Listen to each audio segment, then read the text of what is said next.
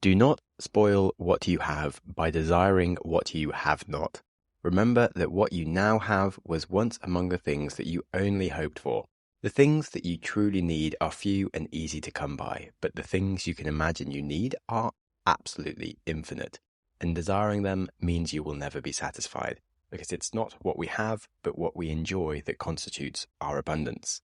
These are the words of Epicurus, the founder of Epicureanism, and the source of today's podcast on how to live a happier and more fulfilling life. Hello and welcome to the Growth Mindset podcast, diving into the psychology of self-improvement, which of course includes happiness. I am your host, Sam Webster Harris, and today is going to be a pleasant nudge in the direction of being more content. Epicurus was born 340 years before Mr. Jesus and was an ancient Greek philosopher. His teaching focused on achieving happiness through the pursuit of pleasure, but not the pursuit of hedonistic pleasure, but of lasting pleasure and contentedness. In fact, he stated that the pleasant life is not produced by continual drinking and dancing, nor sexual intercourse even, nor rare dishes of seafood or other delicacies of a luxurious table. On the contrary, it is produced by sober reasoning which examines the motives for every choice, driving away beliefs which are the sources of mental disturbances. Now, that might all sound a bit lame, but actually it gets better. He was a big advocate of friendship. We should look for someone to eat and drink with before looking for something to eat and drink, which I very much agree with. Of all the means to ensure happiness throughout someone's life, by far the most important for him was the acquisition of friends, which, according to today's latest research, is totally correct. Community and friendship is essential to keeping your sanity, your health, and your happiness together. And he who has peace of mind disturbs neither himself nor another. Epicurus has several other main teachings around the pursuit of knowledge, reducing fears, and achieving happiness, which we shall be diving into over the episode today. The episode is going to take the form of a conversation with Nicholas Farik, who read the greatest teachings of Epicurus with me to discuss on the show. So without further ado, let's dive into the episode and what we can learn from Epicurus and, of course, my co-host today, Nico. Hello, everyone. My name is Nico, and today we're discussing another ancient Greek philosopher with the name of Epicurus. And so, as already said, Greek philosopher, he lived around the 3rd century before Christ. And he is still relatively well known. He was the founder of Epicureanism, which is based on his teachings. In doing my research and reading his principles, I saw that there's quite a lot of misconceptions about what he stood for and what Epicureanism stood for. And so, we can delve into that a bit later. So, Sam, what was your first impression? There was a lot of the things that kind of the deeper philosophies of what's behind religions. Each religion goes into a different direction, but it's fundamentally is the core of a lot of the principles of like pleasure isn't necessarily a bad thing, but be careful about what things you do which please you just in case it hurts someone else. And that's a fundamental principle around like most things. Yes. So just to be clear about that, we read the principal doctrines of Epicurus.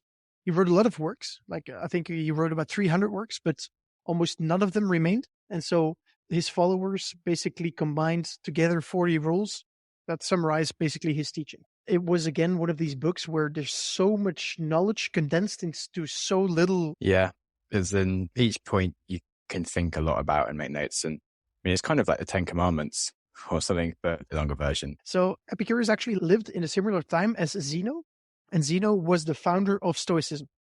And so throughout their lifetime and afterwards, there was quite a big rivalry between Stoicism and Epicureanism. So, for example, Epictetus, which was one of the first Stoic writers, mentions Epicureanism, as does Seneca. And so they have some good words and some bad words, but they seem to have like rivaling ideas about the words. And so basically, both philosophies try to solve the problem or the state of living, or they've realized, okay, the world is tough. It's a tough place. Life isn't easy. But they both look at different ways to solve that problem. And so what the Stoics say is, and we saw that in our previous episode, is most of the things are outside of your control. Only what is inside of you is inside your control. And so you should try and focus on that. And whatever comes to you from the outside, just know that it was determined to be that way. But if you think about that, it's going to make your life easier. So that's very shortly what the Stoics said. Epictetus said. And so what Epicurus said, he, instead of focusing on what is inside and outside of your control, he just said, be happy. Just focus on trying to be happy, and that's going to make life way easier for you. He had 4 keys to happiness. 1 was don't fear God. 2 was don't fear death. 3 is what is good is easy to get. And 4 is what is bad or terrible is easy to endure. And so he combined those into a way of living which was focused around just being happy, but not exaggerating. And that's, I think, why I had quite a lot of followers for that. I've just summarized the key to happiness according to Epicurus. Yeah. So, I mean, like the first point, I remember this one being like, mate, I could talk about this one for ages, is death is nothing to us. For what has been dissolved has no sense experience, and what has no sense experience is nothing to us. I already did a lecture on my own podcast about the fact that when you die, you don't really feel anything. So basically, if you're ecstatically happy as a 10, like death is just a 0, it's nothing. And like epically unhappy is a -10. Why would you ever spend time being unhappy? Because that's like worse than dying. Like, why would you fear death if that's worse than dying and these kind of things? So you may as well just optimize all the time whilst you are alive for happiness. That's the only time whilst you can feel happiness. All these worries and like cares and stuff that we have, like, it's just a waste of your time, and you may as well try and keep your life better than it would be to be dead. Interesting to talk about. For me, I think about death, and I don't want to die, but I think I'm more concerned with dying than being dead. And you think about all these things you want to do before you die or something, but yeah, listen, I've nearly died 4 times, and each time I wasn't really too concerned about like the fact that I hadn't fulfilled some of my desires or something. It was like, oh, I've only got like 2 minutes left to live. I'll just sit and like look at this eye and just chill out. Like, this is fine. Yeah. And this really wasn't that worried about the whole thing. It's like, well, I can't really do anything. I could spend my time thinking about these things I would have said, but I'm not going to have to say them and just enjoy myself.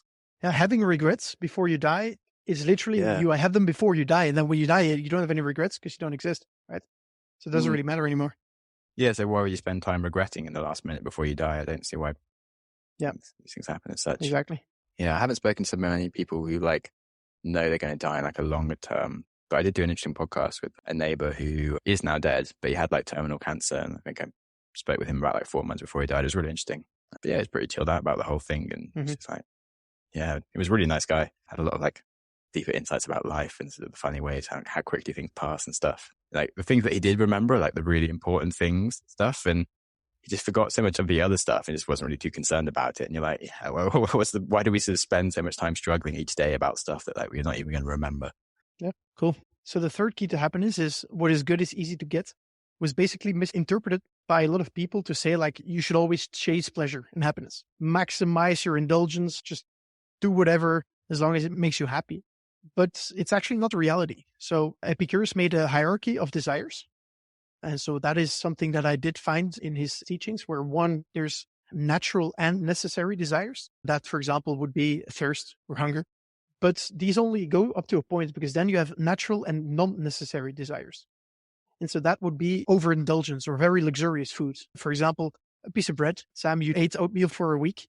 That would be a very Epicurean way to live, because you consumed what you needed and what was necessary and nothing on top of that. Like everything you put on top of your daily oatmeal is luxury. And so that's something that you can once in a while do, but not every time. Basically, that's what he said. And that's actually how he lived. So he was famous to live on bread and olives. And his big splurge would be a slice of cheese. Anyway, so that's how he lived. And he would like drink almost always water or the very weak wine. Nice. We could try that for a week or 2. Exactly. And then the final desire was, sorry, just to conclude. So there's the natural and necessary, natural and non-necessary, and then there's vain desires. And vain desires is, well, for a very nice car or fancy clothes and all these things, which are absolutely not necessary or even natural. Well, I found it pretty interesting. And I think the way he looks at things might be a cure to a disease that is everywhere today. And that is like the overconsumption / never having enough. It's called the modern insatiability, because we always want more, we always want better, we always want tastier, we want nicer cars, etc. And I've also seen it described as the lifestyle creep, where let's say you're making £1,000 per month, you're going to live in a certain way. So what's going to happen is your lifestyle is going to change to fill up your salary, basically. But the problem is that it's not going to result in you being happier. So you're just going to spend more, and you're not going to be happier. And so I think that we could learn from Epicurus and the Epicureans that everything above what is necessary It's not something we should desire too much. Or we shouldn't pin our happiness on it if we were to lose it, because that's when you get the unhappiness. There's no real argument saying that just because it doesn't make you happier having these extra things, it doesn't mean that it's bad to have like a nicer dinner if you've got money to spend and you're not doing anything else with it. But if it does make you happy to give it to charity, then you would actually be happier. But it's sort of just to use it to make sure you're getting optimal happiness. But if spending it on the thing does result in your optimal happiness, it's fine, as long as you then don't get pissed off if you lose it and this kind of stuff. So he does talk about not being subject to chance a lot, which comes a lot in a lot of the things we've spoken about. I think the quote is, chance has a small impact on the wise man, while reasoning is arranging for and will arrange for the greatest and most important matters throughout the whole of his life. So kind of like I spoke about my neighbor who was dying, sort of being like, as long as you've got the important things covered, you don't really worry about what happens with the rest of it. And you'll be fine with like the solid basis that you need to keep yourself happy, like family, shelter, these things. There's some other cool things that he said or did. Like one of them was that he put a lot of emphasis on friendship. And he wasn't too big of a fan of like relationships. He didn't have a wife. He lived a celibate life. But what he did do was he moved away from the city into a house, and there he lived with friends. And so he puts quite a lot of emphasis on friendship. And so basically his life was be with friends and don't splurge. Yeah. Sounds like a bit of a monk, really, doesn't he? Yeah, exactly. What I also noticed, and I didn't get this from the book, but he believed in atoms. So he actually already used the word atoms, which I found incredible. So this guy was living 2,300 years ago, and he already figured out that like there are very tiny, tiny particles which make up everything. And it took us like 2,000 years to like finally find proof for this. Although this guy was just out of pure reasoning figured that out. And so, wow, yeah, it's pretty cool. Yeah, I didn't know that. I mean, he's got this other doctrine about science and its importance, which was, yeah, he kind of talks about people being a bit stupid if they don't understand science properly, and that you can't really understand the universe and everything if you don't understand natural science. But I didn't realize that he actually understood that at that sort of fundamental level at that point. Yeah, they weren't stupid, the ancient Greeks. Yeah. It did sort of show that he kind of maybe didn't really believe in God as other people believed it exactly, but it's hard to really know when you kind of listen to these people, because they often wouldn't want to say that out loud anyway, in case people then didn't think they believed in God and they got like killed and stuff. But you also just don't know if actually they did believe in God, because it's just so fundamentally believed. So the way I understood it, so Epicurus, he believed in a God, but the God actually doesn't concern with earthly things. So basically, God set up the world and just then went to chill, because I think he was also the one who said that if there is evil in the world, and if God is almighty, then he is malevolent because there's evil. You know, if he had power over everything, he wouldn't allow evil to exist. And so he had like the whole reasoning, which basically says that God is either not omnipotent or malevolent. And I think in this case, what he argues is that basically the God set up everything, and he then afterwards didn't have an influence over it. That's what I understood, but I could be completely wrong. But it's quite interesting how he looked at it. And so he looks at it differently from the people of his time, where those believed that gods like had influence over everything and were the basis of everything. And he said, no, gods set up the world, and now they're in their own area, just chilling. And we're here on our own, and we should just try and be happy. So I guess that's what we should do, man. Yeah. I'm glad you did all this extra reading on it, because if I just read the book. That's the impression I have with these ancient philosophers. First of all, the way they write and the way it was translated is so densely packed that you need some studying like each sentence before you really get it. So it's kind of nice to have like extra reading next to it of people who try and digest it and say it in normal words. Any other notes that you made? Two other doctrines that I picked up on, like, did mention like we spoke a lot about generally being stoic and living prudently, where he says it's impossible to live pleasantly without being prudent and honorable and just, but it's also impossible to be prudent and honorable and just without being pleasant. And so you can basically be a happy, chilled out person without causing any fuss in the world or like wanting things. We sort of spoke about a lot. And the other one of just being a nice person is think about what the impacts are, I guess. So he says, no pleasure is a bad thing in itself, but the things which produce certain pleasures bring troubles many times greater than the pleasures. Some of your things might have impacts. So think about what they are and don't be a dick to other people or yourself in the long run. Yeah. By doing things that please you. Wise advice. Good thinking from him. Yeah, exactly. It's all pretty simple, right? So what he says, so basically life is short. There's going to be an end, but you shouldn't fear the end. And in the meantime, just try and be happy, but don't limit other people's happiness, basically, which is fair. Cool. Yeah. Right. That was that. So that's Epicurus for you. So yeah, I would say if you want to learn more about Epicureanism, instead of reading the original doctrines, just like find some YouTube video or something, or listen to this podcast. But if you're here, you already listened, so you know everything now. So Boom. Boom. Share this with a friend. More useful than the book. Exactly. Bill, thank you for this. Exactly. All right. I think that concludes the episode. Thanks a lot for Nico joining me on the episode. I hope you learned something interesting and found a few nudges in the right direction to cultivate more happiness and community in your life.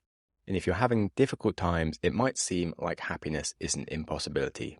But remember that, as Epicurus says, you don't develop courage by being happy in your relationships every single day. You develop it by surviving difficult times and challenging adversity. So it's a good reminder that all things will come to pass and you'll survive them and grow stronger. If you enjoyed the episode today, please slap a rating on Apple, Spotify, or YouTube, and you'll have done a little thing to make yourself feel perhaps a bit more satisfied with life, maybe, and definitely a little thing for me to feel a bit more satisfied at the same time. And remember, he who is not satisfied with a little is satisfied with nothing. So it's the little things that count, apparently. Happiness, after all, is man's greatest aim in life. Tranquility and rationality are the cornerstones of happiness. So live today in the present and do what you can to enjoy whatever today throws at you.